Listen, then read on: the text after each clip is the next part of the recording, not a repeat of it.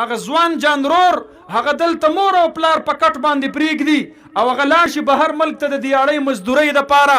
د خور د جهیز غم وي ورسره د رور په واده کې د رسمونو د رواجونو د هغې فکر وي ورسره خویندو میندو زما آواز کو اورئ زه درخواست درته کومه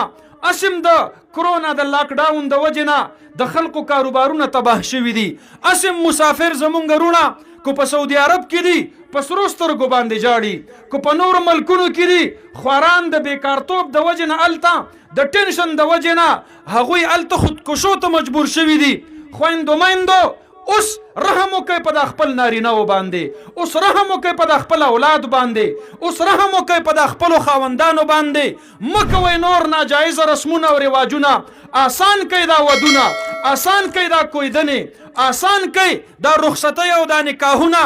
ډېرې کونډې ډېرې یتیمانانې ډېرې ناچاره ډېرې بېوسه زنانه په خپلو کورونو کې ستاسو د